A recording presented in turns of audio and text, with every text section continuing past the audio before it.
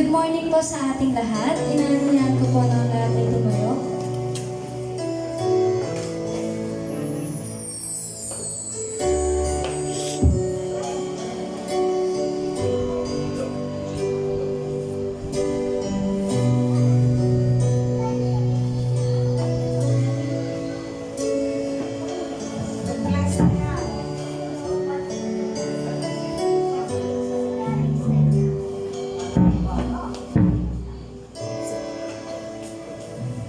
Bandai hai.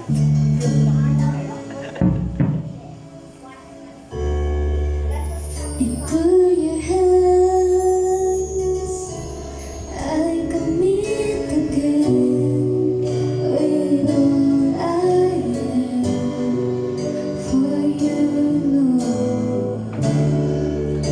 You hold my world in the palm of your hand. And I am yours forever.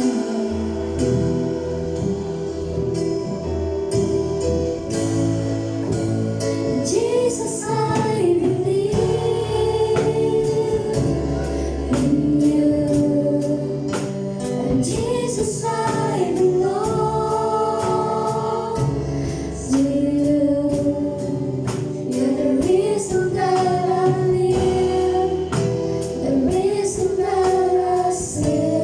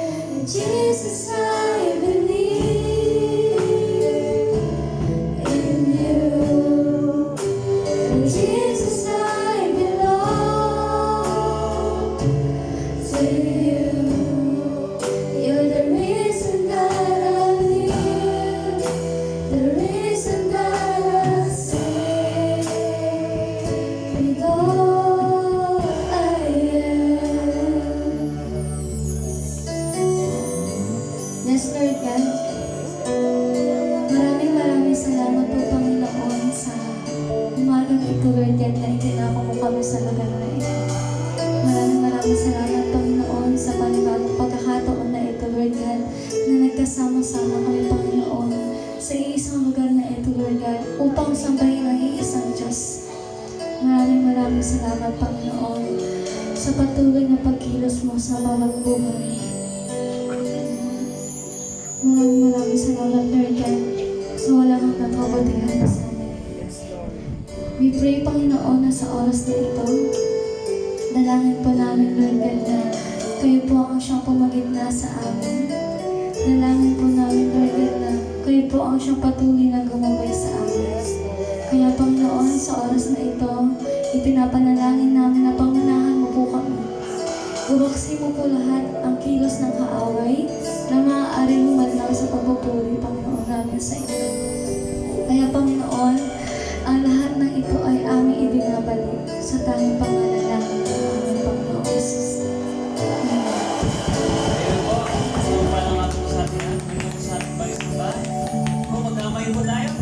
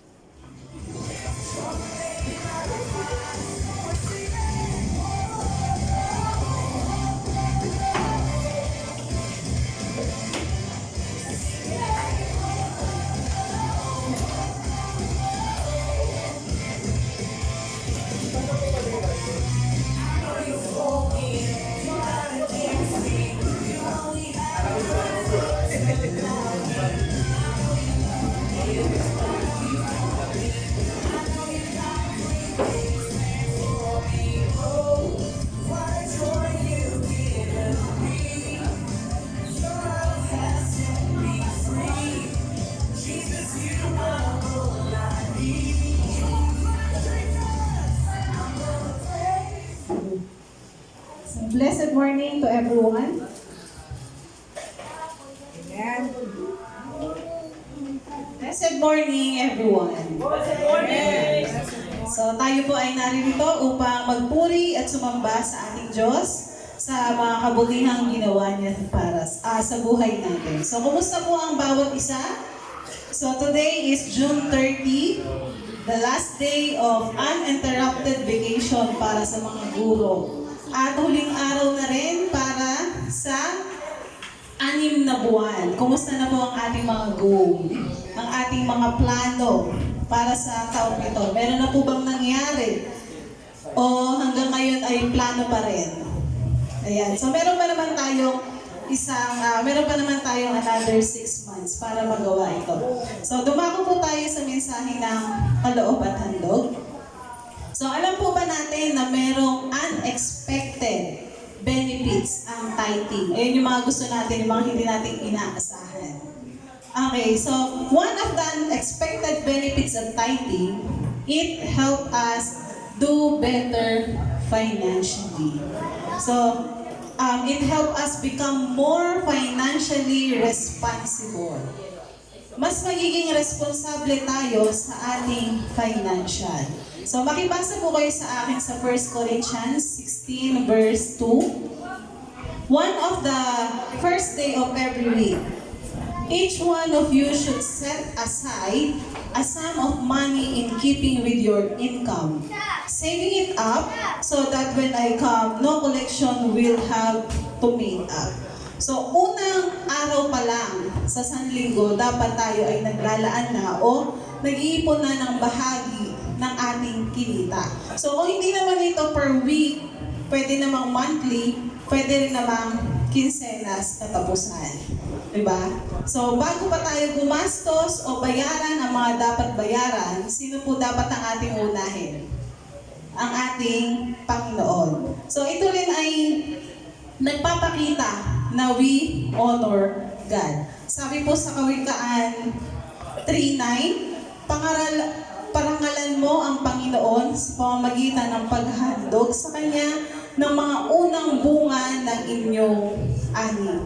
By committing to the practice, it forces us to be more disciplined and intentional with our financial decision. Sa iba po kasi ay napakahirap magdesisyon pagdating sa pagbibigay. Kasi sa iba ay ito ay pwedeng makasira sa kanilang pagbabudget. Diba? Bakit hindi po yung luho natin ang ating bawasan para maibigay natin yung buo para sa ating Panginoon?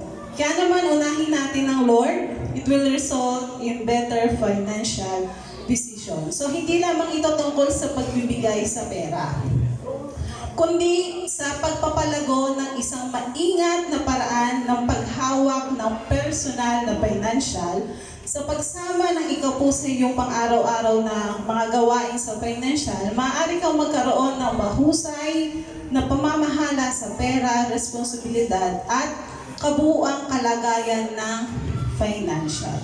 So atin pong ihanda ang ating kaloob at handog para sa Panginoon at atin pong itong ipanalangin. Ama naming Diyos, sa mga pangyarihan, pinupuri, pinasasalamatan ka namin sa mga biyayang pinagkakaloob mo. Salamat Panginoon sa iyong pag-iingat, sa iyong proteksyon, sa pagbibigay sa amin ng lakas, ng talino, Panginoon. Ang inyong pag-ibig at kabutihan, hinihiling po namin na tanggapin mo ang aming mga handog at kaloob. Sa pamagitan ng aming pagbibigay, ibubuhos namin ang pag-ibig sa iyo at sa lahat ng mga biyaya mo sa amin. Ito po ang samot dalangin namin sa matamis na pangalan ni Jesus. Lahat po ay magsabi ng Amen. So tayo po ay masayang magkaloob para sa ating Panginoon.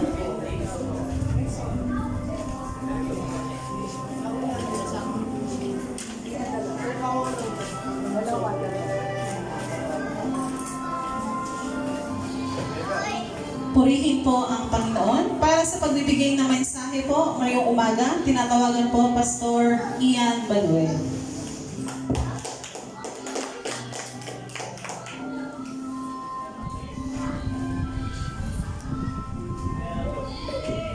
Amen. Ba, malakas na yun. Purihin ng Panginoon. Pwede mo bang batiin ang katabi mo? Happy Lord's Day, kapatid. Amen.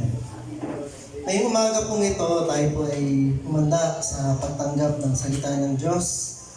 At ang ating pong babasahin ay nasa Book of John, chapter 1, verse 1 to 3, and then we will jump to verse 14. Ayan. Kung ready na po, say Amen. Parang hindi pa handa yung iba. Kung ready na, say Hallelujah. Hallelujah. Amen. John 1, verse 1 to 3 and 14. Babasahin ko na po. In the beginning was the Word, and the Word was with God, and the Word was God. He was with God in the beginning. Through Him all things were made. Without Him nothing was made that has been made. And verse 14, the Word became flesh and made His dwelling among us. We have seen His glory, the glory of the one and only Son, who came from the Father, full of grace and truth. Tayo pong natayo mo po at manalangin. Panginoong Diyos, salamat po sa umagang ito, sa panibagong pagkakataon na iyong pinagkaloob sa bawat isa po sa amin upang makapakinig ng iyong salita na nagbibigay ng buhay sa aming pang-espiritual. Salamat po, Diyos, dahil ito po ay sa iyo nagmumula at nawa itulungan kami ng iba na Espiritu na maunawaan ang bawat salita mo na aming pong matatanggap sa umagang ito. Purihin ng Panginoon, sa iyo po namin binabalik lahat ng kapurihan. Sa pangalan ng iyong anak na si Jesus, ang lahat po ay magsabi ng Amen. Palakpakan natin muli ang Panginoon sa umagang ito. Yung malakas na palakpak po para sa Panginoon. Mamaya po, meron tayong youth fellowship. And 3 p.m. onwards. Okay, so ang pag-uusapan natin ay pinamagatang the power of God's Word. Sabihin nyo the power of God's Word. Power of God's Word. Sa Tagalog, kapangyarihan ng salita ng Diyos. Maaari nyo rin pong basahin yung Hebreo or Hebrews 4 verse 12 and 2 Timothy 3:16. Mamaya madadaan na naman po natin ito. Napakalinaw po sa ating binasa sa Book of John, chapter 1, na ang tinutukoy po dito na berbo o salita ay walang iba kundi ang Panginoong Hesus. Amen? It is very clear in this passage na yung binanggit po na word o verbo o salita ay ang Panginoong Hesus. Dahil wala na pong ibang nagkatawang tao mula sa langit, kundi ang Panginoong Hesus. Amen? At sabi pa doon, and the Word was God. God's Word is powerful. Sabi nyo, God's Word is powerful. God's Word is power. Makapangyarihan po ang salita ng Diyos. Through God's Word, all in the universe was created out of nothing. Tanging ang Diyos lang po yung may kapangyarihan na gumawa o lumikha ng isang bagay mula sa wala. Amen? Kayo ba kaya niyo pong salitain? Magkatinapay dyan. Magkaroon tayo ng ulam. Sasabihin mo lang, tas magkakaroon ka ng ulam. Ano yan? Magic. Hindi po. Tayo po bilang tao, nakakalikha po tayo ng bagay mula sa iba pang bagay. Meron tayong materyales na kinakailangan. Amen? Meron ba nakapagpatayo na ng bahay na iniutos lang? Ito lupa. Magkabahay ka. Di po ba? Wala. Bibili ka ng materyales sa hardware. Pero ang Diyos po, nilikha niya lahat ng bagay, maging yung mga bagay na may buhay, sa pamamagitan lang po ng kanyang salita. Iniutos lang po niya. Ang sabi pa doon, it is through Jesus all creation was made. Sabi doon sa verse 3.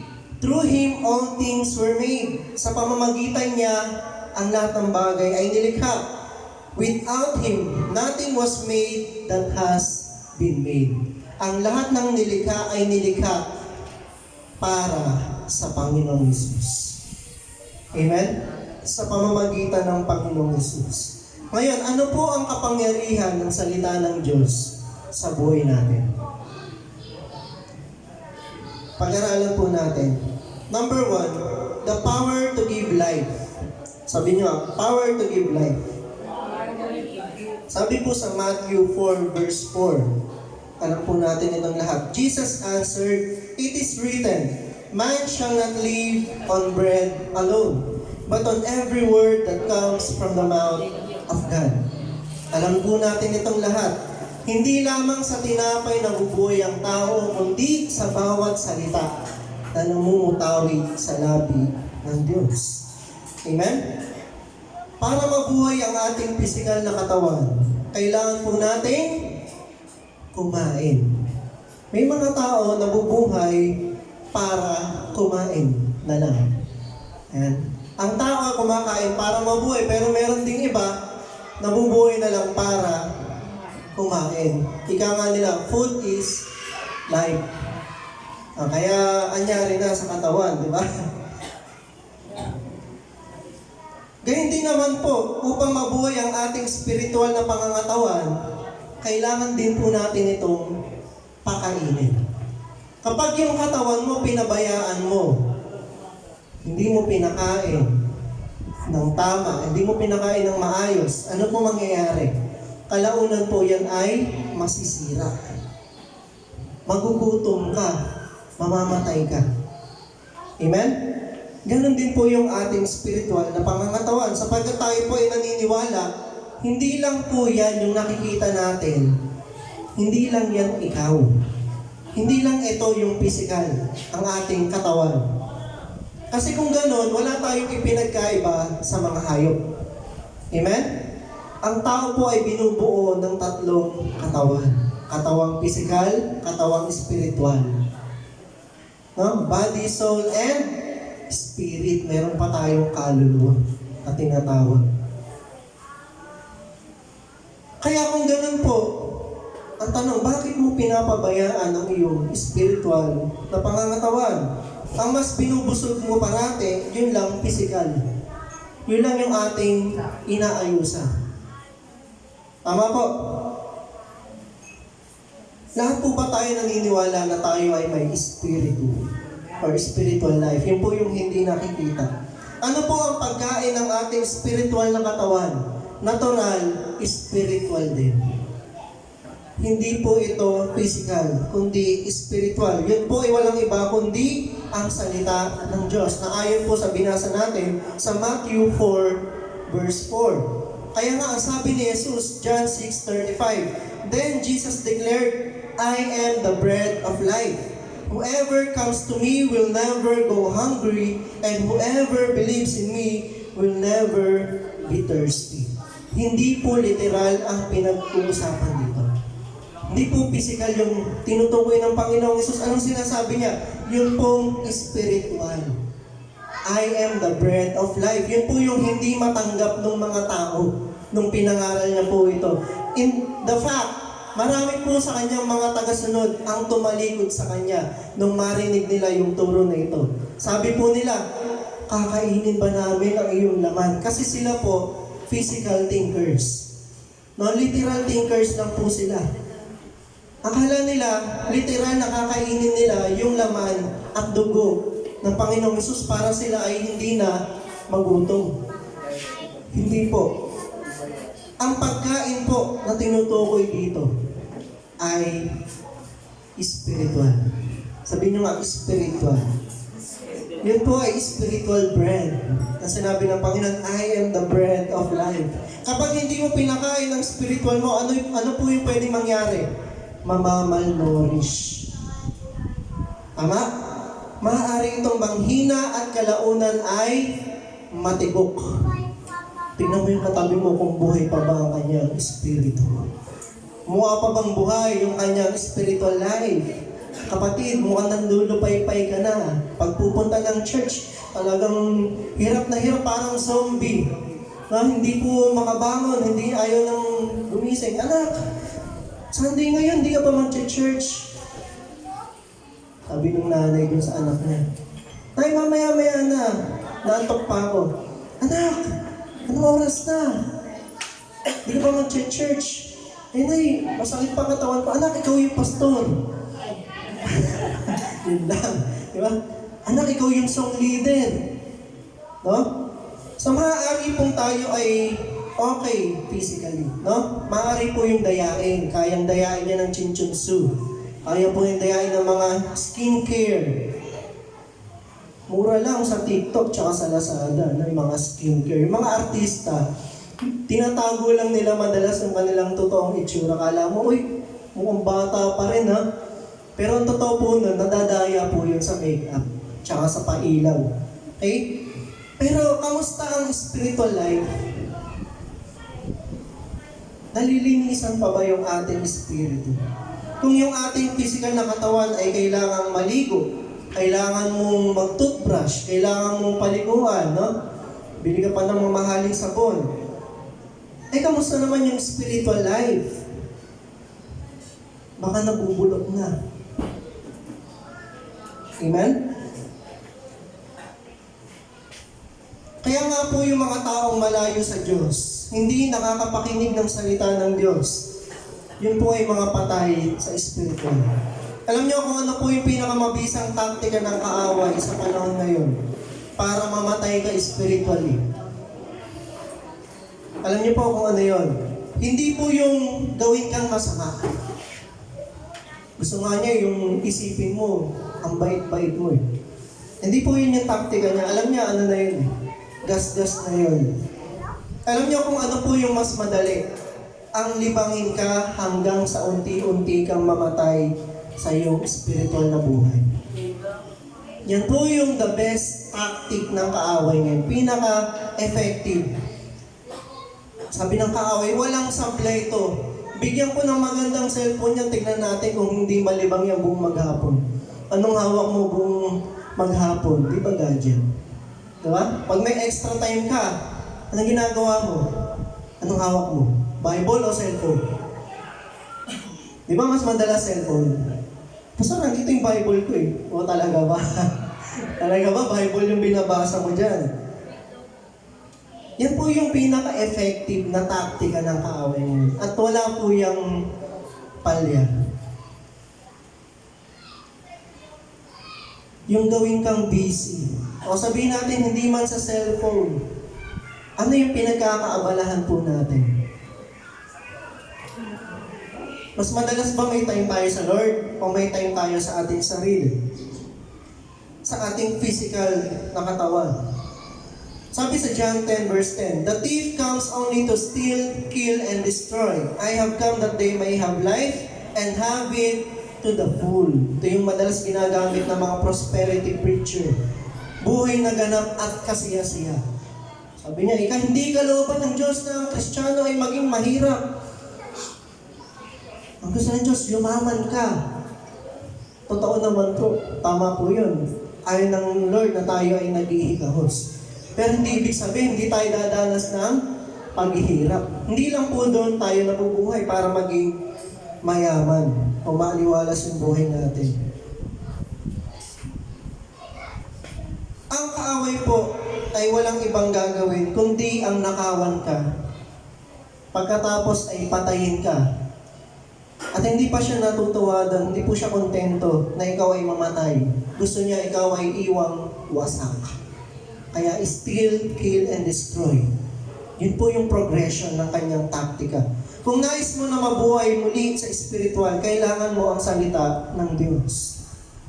Lumapit ka sa Panginoong Yesus at makakasumpo ka ng buhay na ganap at kasiya-siya. Again, hindi po literal ang tinutukoy ng Panginoon. Isipin natin, huwag po tayo mag-focus lagi sa physical or material blessings. Ang tinutukoy doon na ganap at kasiya-siya, yung buhay na nasa kay Kristo ka. Yung buhay na may kakontentuhan. Yung kahit wala ka pa ng mga bagay na yan, kaya mong maging masaya. Kaya mong magpasalamat sa Diyos. Yung mga kabataan ngayon, hindi na makapagkape kung hindi Starbucks. Tama? Ayaw na nilang mag-commute. Di ba? Ang gusto niya, meron siyang sariling scooter. Di ba? Hindi ako mag-work dyan pag hindi ako binigyan ng personal laptop. Diba? Demanding. No?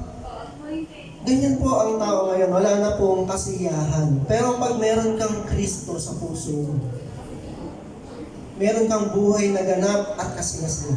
God's Word has the power to give life. God spoke the Word and every living creature came to being. Sabi po sa Genesis 1 verse 11 and 20. Then God said, "Let the land produce vegetation, seed-bearing plants, and trees on the land that bear fruit with seed in it, according to their various kinds." And it was so. Sinalita lang ng Diyos, magkaroon ng halaman, magkaroon ng mga gulay, magkaroon ng mga hayop, ng puno. Anong karugtong? And it was so.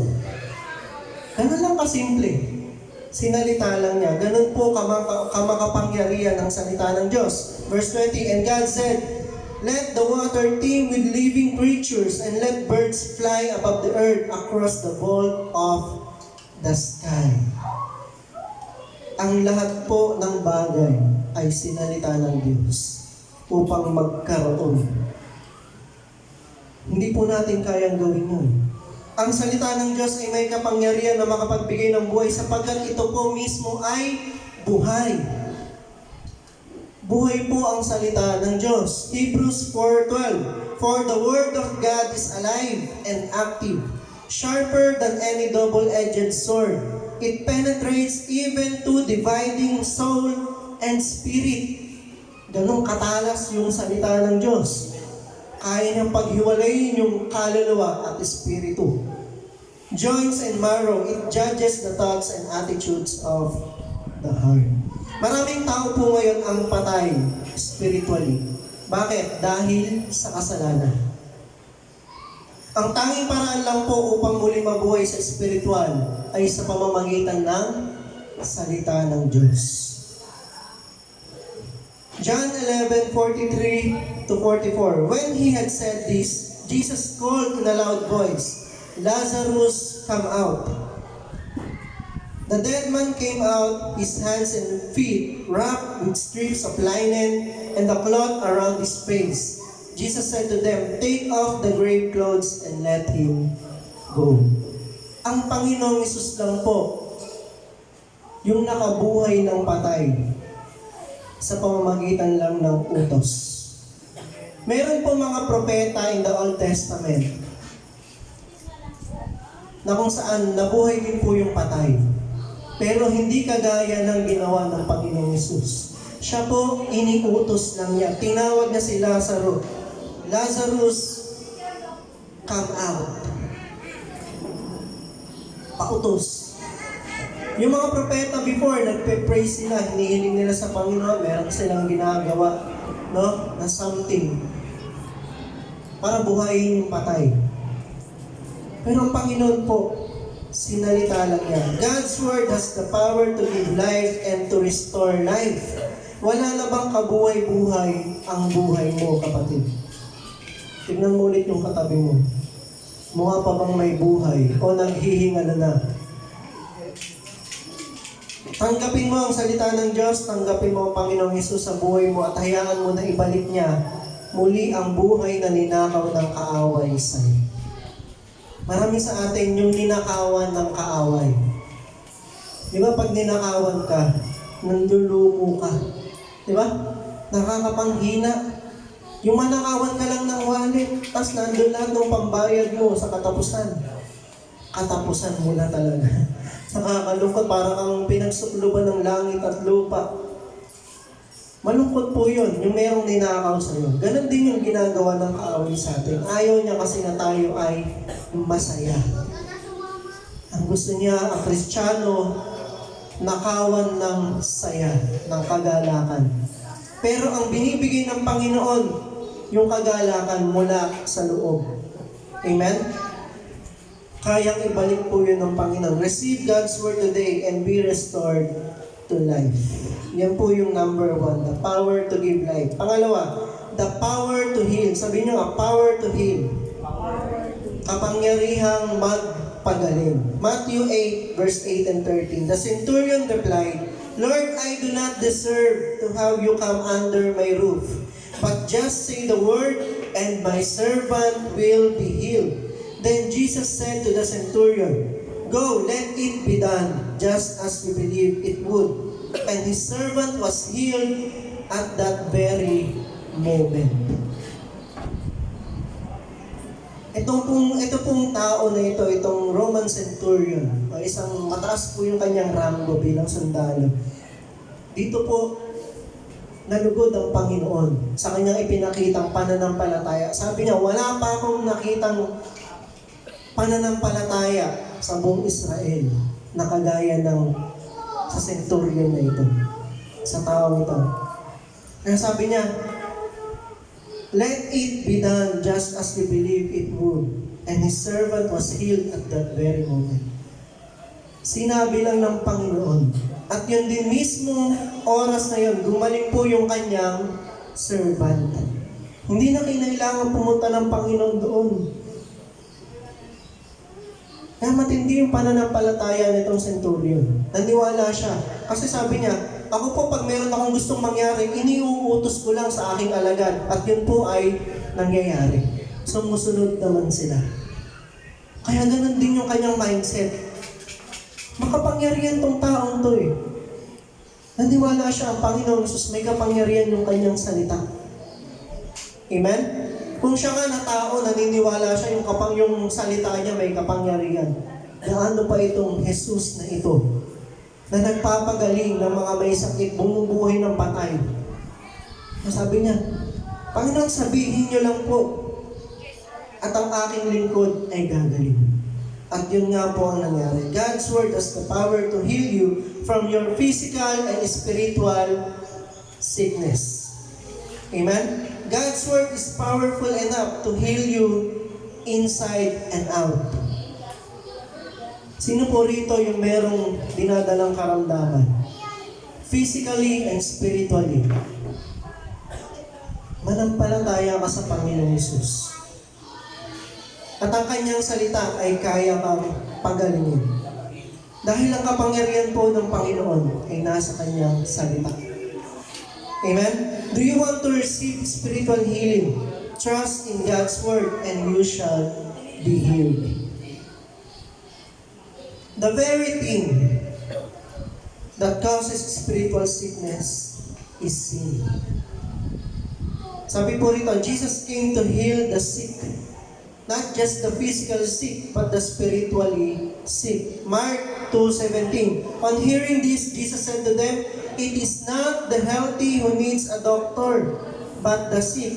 I have not come to call the righteous, but sinners. Kaya alam niyo, ang church po, tayo po ay parang ospital. Dito dinadala ng Diyos yung may mga karamdaman. Na hindi po kagaya ng mindset ng mga Pariseyo. Ang iniisip nila, ang tinawag lang ng Diyos yung mga mababait, yung mga self-righteous people. Hindi. Kaya po sa church, makakakita ka ng merong masama ugali. Di ba? Meron pang, no? Kasi meron pang binabago ang Panginoon sa atin. Meron pa tayong proseso na pinagdadaanan. Kaya nagtataka po yung mga Hudyo, bakit itong si Jesus na ito nakikisalamuha sa mga makasalanan? Ang kasama niya, mga tax collector, mga tinuturing po na kanilang lipunan na marurumi. Bakit? Kasi sabi ng Panginoon, ako ay naparito, hindi para sa mga malulusog, kundi para doon sa mga may sakit. At ang tinutukoy ng Panginoon, hindi lang po yung physical illnesses, kundi yung mga spiritual illness. The very thing that causes our spiritual sickness is sin. We are all spiritually sick because of sin. Ang lahat po ng tao ay nagkasala. Kaya ang lahat po ng tao ay merong karamdamang spiritual. Jesus wants to cleanse us from our sins. Nais ng Panginoon, linisin tayo mula sa ating mga kasalanan. Karaniwan po ang mga sakit ito po ay napapagaling sa pamamagitan ng paglilinis. Sabi niyo nga, paglilinis. Kaya tayo nagkakaroon ng sakit kasi meron tayong mga impurities sa ating katawan. Amen? Narinig niyo na po yung pong tinatawag na cleansing. Ayun, yung mga cleansing diet. Ano po kayo, nagdi-detox. Yan, sabi ni Ninang. Ano po, pastor, nagwa-water, ano ko eh. Puro ayun, water therapy, no? Inom ka ng inom ng tubig, di ba? Para ilabas ng katawan mo yung mga dumi. Kasi karaniwan po yung mga sakit ay galing sa mga impurities. Yung po mga impurities na yun, kailangan maalis sa ating katawan para manumbalik ang ating malusog na estado. Amen? Diba? Kaya merong chemotherapy para alisin po, patayin yung mga cancer cells sa katawan. Kasi yun po ay impurities. The same goes with our spiritual being. The more impurities we put inside, the more sickness that we may acquire. Tataka ka, ang bata pa nito, bakit meron ng sakit sa bato? Ang bata-bata pa nito. Sunog na yung atay, sunog na yung baga. Kasi puro chemical yung nasa katawan. No, ang daming bisyo. Nakala nila, okay lang kasi bata pa naman. No, pero pagdating niya sa edad na ganito, wala na. Diba? Sira na yung katawan. Maraming bata ngayon, may diabetes, may kidney disease. Nakaraniwan po yun dati, sakit lang ng mga may edad. Diba? Kasi marami na po ang ating kinakain, yung mga pinapasok natin sa katawan. Marami na yung ating paligid. Kaya yung mga impurities po na kailangan maalis. So cleansing must be done to restore our spiritual health. And only God can do that through His Word. Ang sinabi rin po sa salita ng Diyos, ang kanya pong salita ay parang tubig na naglilinis sa atin. Amen? Isaiah 1:18, Come now, let us settle the matter, says the Lord. Though your sins are like scarlet, they shall be white as snow. Though they are red as crimson, they shall be like wool. Kahit gaano katingkad ang iyong kasalanan, kaya yang linisin ng Panginoon. Gulat ka, no? Di ba? Sabi din sa commercial ng Tide. Parang gano'n, no? Shhh. Biglang luminis. May ililinis pa pala. Ano po yung mas madaling mangyari? Yung marumi, pag dumikit sa malinis, lilinis din. O yung malinis, pag dumikit sa marumi, dudumi din. Di ba mas madali po yung isa? Amen? Kaya mag-ingat po tayo sa ating mga dinidikitan, ating sinasamahan. Yung ating mga ginagawa, maaaring yun po yung nagpaparumi sa atin.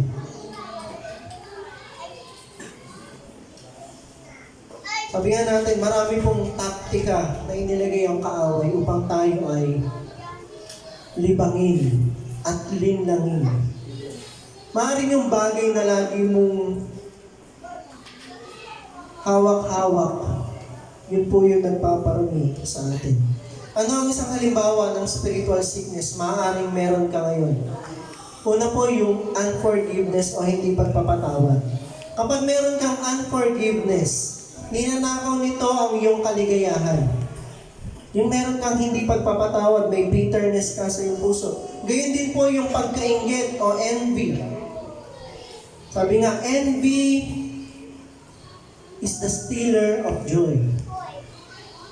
Yung lagi ka naiinggit, bakit siya meron? Ba't ako wala? Ba't siya pinanganak na maganda, ako sakto lang? Di ba? Bakit kaya gano'n, di ba? Lagi natin kino-compare yung ating sarili sa iba. Kaya ikaw, nawawalan ka ng joy. Amen? Nawawalan ka ng contentment. Parehas lang yan na inilagay ng kaaway sa puso natin upang nakawin ang ating kaligayahan. Hanggang sa unti-unti ka na nitong lamunin at patayin. O itong taong to, nilamon na ng inggit. Di ba? Nilamon na ng selos. Kaya nga may kasabihan, mamatay ka sa inggit. Kasi, totoo po, nakakamatay ang inggit at ang selos. Kaya mag-ingat po tayo. Ang salita ng Diyos ay pinagagaling tayo mula sa mga spiritual sickness na ito. Para po yung cancer na unti-unti kang nilalamon. Unti-unti nga pinapatay yung mga good cells mo. Yan po ang kasalanan. Nagsisimula po yan sa maliit. Hindi mo napapansin, nandyan na pala, meron ka na. Sabi doon sa isang seminar namin dati sa Vita Plus. Ano si Nanay Alvina nag-Vita Plus din dati. Eh nag-ano din sa akin dati. Matanda ko seminar. Sabi, alam niyo ba bakit kadalasan stage 4 na saka lang nadidetect yung colon cancer? Yung sakit po ni Tita Cory. Alam niyo bakit? Kasi yung ating colon, yung bituka natin, nag-i-stretch. Sabi doon, bilib na bilib ako. Puro doktor yung nagseseminar sa amin doon. Nag-i-stretch daw yung colon natin. Di ba? Kaya kahit may bukol na siyang malaki, hindi pa rin ramdam. No? Kaya daw yung colon cancer, madalas na di-detect yan, too late na. Pag sobrang sakit na talaga. No? Kaya sabi nga, prevention is better than cure. Okay? So, ganun din po yung kasalanan. Akala mo okay lang, maliit lang naman, hindi mo pa masyadong ramdam. Hanggang sa unti-unti ka na palang pinapatay. Ang salita po ng Diyos ay pinagagaling tayo mula po sa mga sakit po na ito. God's Word is like a flowing water that cleanses us from our sins. Amen? Yun po yung pangalawa, the power to heal. Pangatlo po, bilisan ko na lang po, the power to change your destiny. Sabihin nyo na lang, destiny. Makapangyarihan na baguhin ang iyong destinasyon. Na dapat dito ka patungo sa kapahamakan. Kaya yung baguhin ng Panginoon. Dati in-explain po yun ni Brother Jun. Sabi ni Brother Jun, alam mo ba kung ano ibig sabihin ng destiny? No? Pag meron kang destiny, ganito yun, parang sumakay ka ng bus, merong placard, di ba? Kung ano yung sinakyan mo, doon ka papunta. Yan lang yung simpleng explanation niya sa destiny. Baka sinakyan mo Cubao. Alam ko naman daling ka doon sa sa iba, di ba? Ang pupuntahan mo, Cubao. Pag ang sinakyan mo ay patungo sa kapahamakan, wala kang ibang destiny kundi kapahamakan. Kasi yun yung sinakyan mo eh. Di ba? Nag-decide ka, dito ako sasakay. Okay? So, ito pong kapangyarihan ng Panginoon, kaya niyang baguhin ang ating destinasyon. Acts 9:4-6. He fell to the ground and heard a voice say to him, Saul, Saul, why do you persecute me? Who are you, Lord? Saul asked. I am Jesus, whom you are persecuting. He replied, Now get up and go into the city, and you will be told what you must do. Ang destinasyon po ni Saul ay kapahamakan. Kasi hindi pa niya kilala ang Panginoong Hesus, inuusig po niya yung mga mananampalataya. Pero dahil sa encounter niya na ito sa Panginoong Hesus, yung kanyang destinasyon ay nabago. Nakakilala siya sa Panginoon. Binigyan siya ng bagong direksyon ng Panginoon. Sino dito gusto ng bagong direksyon sa buhay? Gusto niya mabago na yung kanyang patutunguhan. Lord, ayaw ko lang mapunta doon. Papunta na kasi ako ng rehab, tsaka ng mental hospital sa dami ng problema ko. Diba? Pero kayang baguhin ng Lord yung destinasyon mo. Amen? Because of Christ's word to Saul, his destiny was changed from being a murderer to being a martyr. Dating siyang nagpe-persecute, ngayon siya na po yung pinersecute. Pero okay lang, ang kapalit naman nun ay eternal life. Amen? Do you want to have a new destiny in life? Then listen to God's word and He shall give you a new direction. Amen? Yung salita ng Diyos nakakapagpabago ng ating direksyon sa buhay. Dati akala mo, okay lang, ganito yung gawin mo. Pero ngayon, dahil alam mo na ang salita ng Diyos, nabago na ang iyong pananaw o paniniwala. Akala mo, okay lang naman na may ganyan. Diba? Ayos lang naman. Basta yan, hindi naman namin sinasamba yan. Diba? Pero sabi nga, dahil nalaman mo na ang utos ng Panginoon, naintindihan mo na yung salita ng Diyos, nabago na ang iyong paniniwala. Nabago rin ang iyong destinasyon. Many people are deceived that what they do is right, but in the end, it leads to destruction. Nakala ni Saul, yun po yung pangalan ni Paul, bago siya naging Paul o Pablo. Siya po si Saul. Akala niya ginagawa niya yun para sa Diyos. Yung inuusig niya yung mga mananampalataya. Pero nung nakakilala siya sa Panginoon, nalaman niya ay mali pala. Hindi pala tama yun. Proverbs 14:12, like, ayun po yung naniniwala yung tao, na tama yung kanyang ginagawa, pero at the end, yun po ay kapahamakan. Like Saul who approved for killing the early Christians, for he thought he was doing the right thing for God. But he was wrong until he encountered Jesus in his life. And his life was never the same again. Amen? Hindi na po siya bumalik sa kanyang dating pamumuhay. Nabago yung kanyang buhay. Sabi nga, 180 degrees turn. Yun nangyari sa buhay ni Saul o ni Paul. From being a persecutor to being persecuted. From being a Pharisee to being an apostle of Christ. Are you ready for your life to be changed by God? Handa na ba tayong baguhin ng Diyos ang ating buhay? Tanungin mo yung katabi mo, handa ka na bang magpabago? Kapatid. Marami sa atin, gusto lang natin na mabago. Pero hindi po tayo handa na magpabago. Kasi tinitignan natin yung end result. Diba? Pero ayaw nating pagdaanan yung proseso ng pagbabago. Ang hirap naman yan. Kailangan kong iwan to, kailangan kong kalimutan to, kailangan kong bitawan to. Tapos magbabasa ako ng Bible everyday, magsisimba ako, magpapadisciple ako. Ang hirap naman yan, pastor. Pero gusto kong mabago. Diba?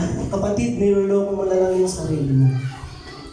Kasi hindi po mangyayari yung pagbabago hanggat hindi ka kumikilos. May kasabihan nga po tayo, nasa Diyos ang awa, nasa tao ang ngawa. Ay, gawa pa lang. Kasi tayo ngawa lang ng ngawa. Wala tayong gawa. Tama po. From being a persecutor, naging siya po ay pinersecute. The story of John Newton. Ito maganda rin po itong story ni John Newton. Sino po kilala si John Newton? Kilala niyo po ba ito? Siya po ay walang iba kundi yung composer o nag-create ng kantang Amazing Grace. Siya po yung composer nito. Pero hindi po naging maganda ang buhay ni John Newton bago siya naging Christian. Okay? So, tunghayan po natin itong maiksing buhay ni John Newton. Sabi doon, it was December 1772. In Olney, England, at the age of 47, John Newton began to write this hymn, Amazing Grace. John Newton used to be a slave trader. Sila po yung namimili ng mga pwedeng gawing alipin. Karaniwan po, kinukuha nila ito sa mga kagaya ng Africa, yung may hirap na bansa. No? Meron ako napanood ng pelikulang ganun eh. Ninanakaw nila, kung minsan yung tao ay na-abduct. No? Minsan, buong pamilya dadalhin. Minsan, paghihiwalayin, di ba? Ganun po yung kanyang naging pamumuhay. Yun po yung kanyang pinagkakakitaan. On one journey, no? Ito po ay isinasakay nila sa mga malalaking bangka. Okay? O maaaring barko. Sabi doon, Newton and his crew encountered the storm that swept some of his men overboard and left others with the likelihood of drowning. No, halos mamatay na po sila. Newton cried out to God saying, Lord, have mercy on us. No, kahit masama po yung kanyang negosyo, no?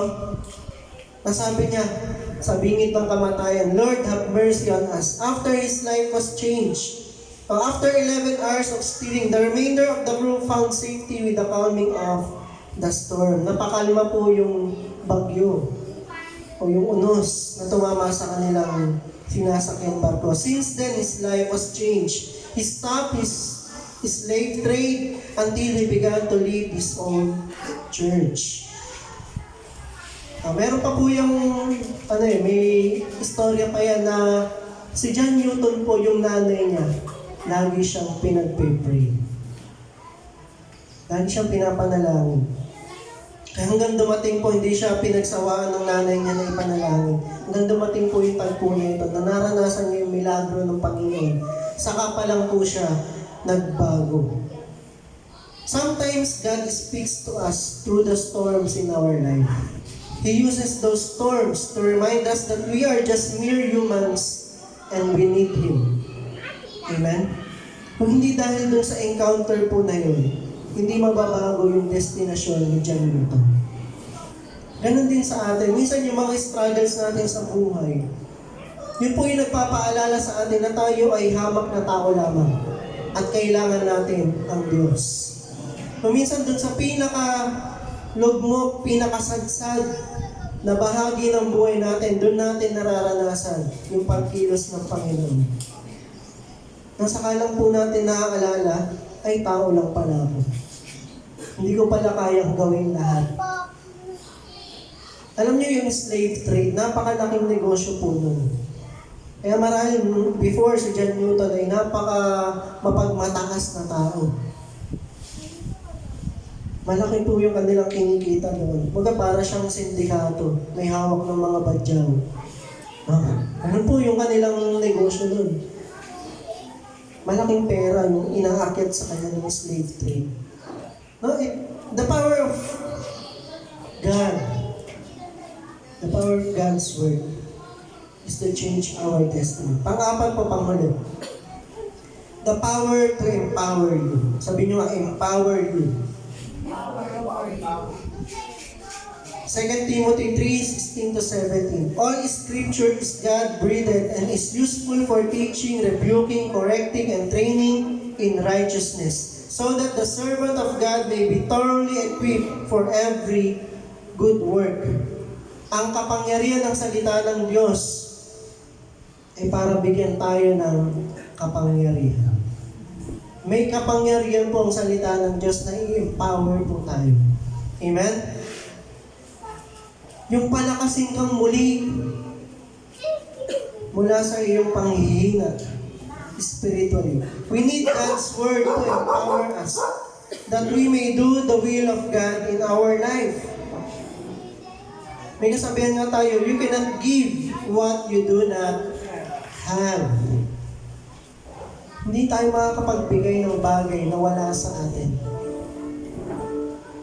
Sabi nga, mahirap mag-share ng salita ng Diyos.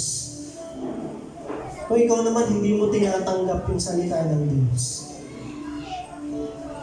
Wala po yung authority. Kung gusto mo magkaroon ng authority sa iyong pamilya, sa iyong workplace, you need to receive the power of God's word in your life. We must also be excellent in the matter of receiving, not just in giving. Kasi before you give, you must first receive something. Tama? Kasi you cannot give what you do not have. Kailangan matuto ka munang tumanggap. Tanggapin mo muna yung salita ng Diyos bago mo ibigay. Hindi po pwede yung pangaral ka ng pangaral ng salita ng Diyos sa pamilya mo, sa ibang tao, pero hindi naman nakikita sa iyo yung kapangyarihan ng salita ng Diyos. So we need to fill ourselves with the Word of God through daily devotion so that we may live by it and share it to others as well. Amen? God breathed means it is the very breath of God that gives life to every believer. Maraming kapatid, kaya wala nang buhay yung spiritual life mo kasi wala ka ng feeding ng Word of God daily. Meron ba dito kumakain once a week lang? Every Sunday lang? O kaya nag-aantay ka pa na subuan ka? Di ba araw-araw kumakain tayo ng physical na pagkain para yung ating katawan lupa hindi mamatay? Di ba? Kamusta naman yung ating spiritual? Pinapakain din ba natin? Kasi kung hindi yan kakain, wala yang lakas. Hindi ka magkakaroon ng spiritual authority over your family.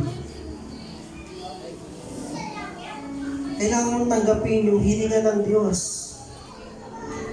Amen? All Scripture is inspired by God. It has the power to give you life and empower you to do what God wants you to do. John 20 verse 22. And with that, He breathed on them and said, receive the Holy Spirit. Ang tinutukoy po dito ang Panginoong Hesus bago siya umakyat sa langit. Hiningahan niya yung kanyang mga disipulo. Ang sabi ng Panginoon, receive the Holy Spirit. Pero huwag kayo maniniwala dun sa mga false teachers. No? Pinapakita dun sa video, hinihingahan literal. Tapos tumutumba. Receive the Holy Spirit. Pero pinilit lang patumbahin. Di ba? Hindi po yun literal. Hindi po ikaw ang Panginoong Hesus. Siya lang po yung gumawa nun. Baka mamaya kaya tumumba yan kasi bad breath ka. Kaya pala nahimatay. Di ba?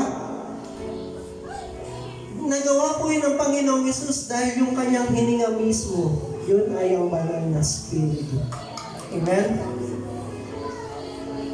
Bago siya umakyat sa langit, binigyan na po niya ng kapangyarihan ang kanyang mga alagad sa pamamagitan ng banal na Espiritu.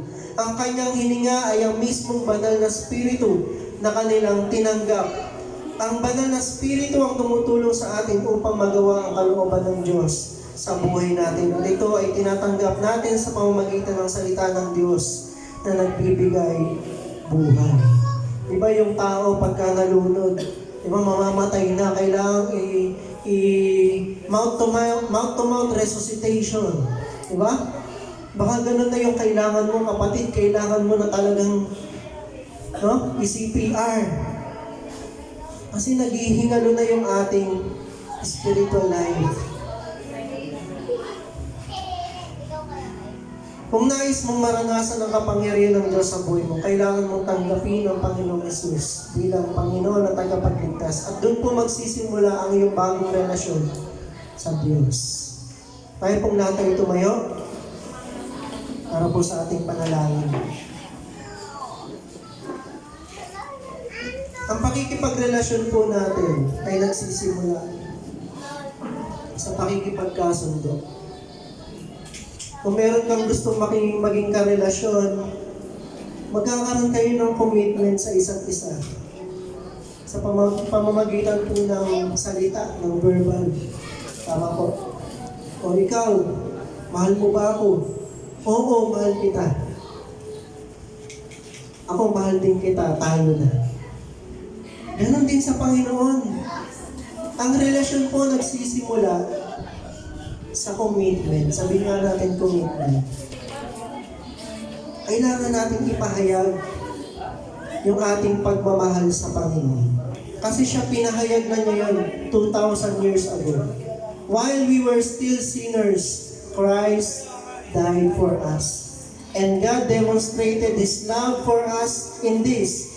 While we were still sinners, Christ died for us. Pinahayag na ng Panginoon yung kanyang pagmamahal sa atin sa Diyos. Gayun din, kailangan natin ipahayag yung ating pagmamahal sa Panginoon upang tayo ay pumasok sa isang relasyon. An intimate relationship with our Lord. Through prayer. Tayo po ay manalangin. Maaaring niyo po akong sabayan sa panalangin kung hindi ka pa nakakapagsumo ng iyong buhay sa Panginoon. Panginoon, tinatanggap ko ang iyong kaloob na kaligtasan. Kinikilala ko na ako ay isang makasalanan at nangangailangan ng isang tagapagligtas. Ako po ay nananampalataya na si Jesus ang tanging daan at ang kanyang dugo ang naglinis sa akin at nagbigay kalayaan at kalinisan mula sa kasalanan, sumpa at mga gawa ng kadiliman. Ipinapahayag ko ngayon ang aking mga kasalanan at aking tinatalikuran ang masamang pamumuhay. Aking hinihingi ang iyong kapatawaran.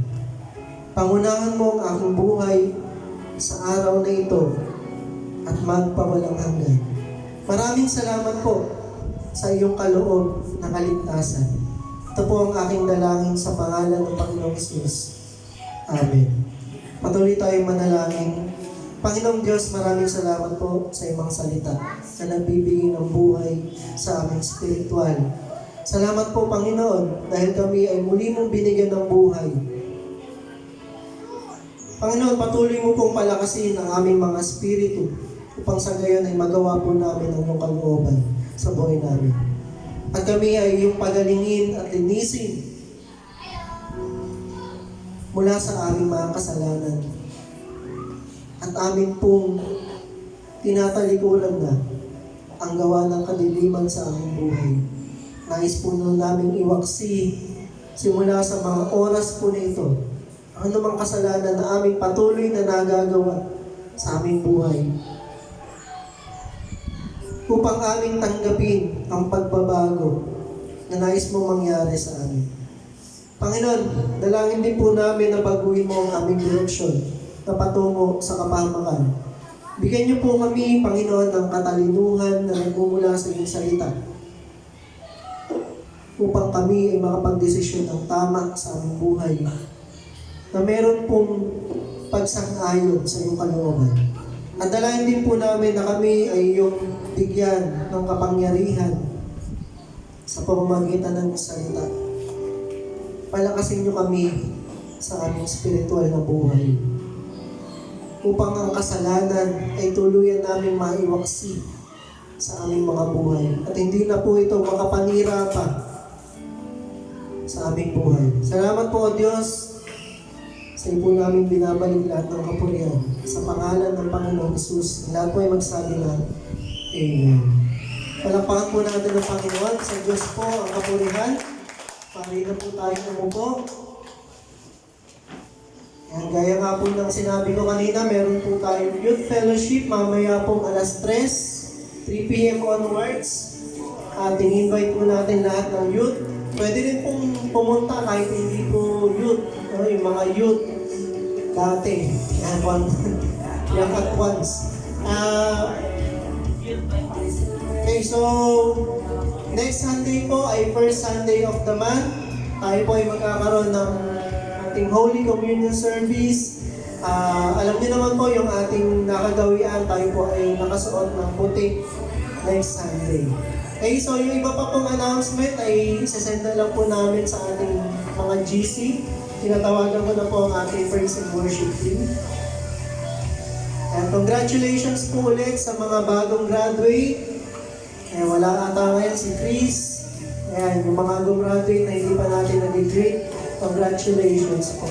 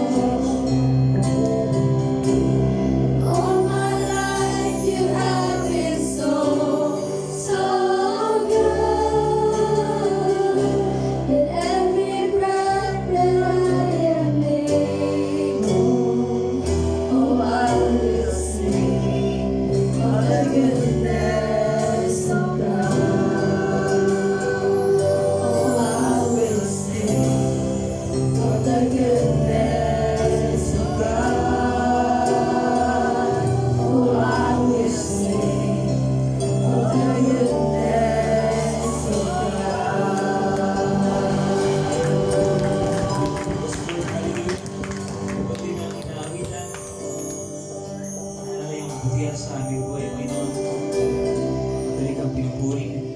Sinasamba ang Diyos. Manilikha, maniligtas. Purihin ka, Panginoon.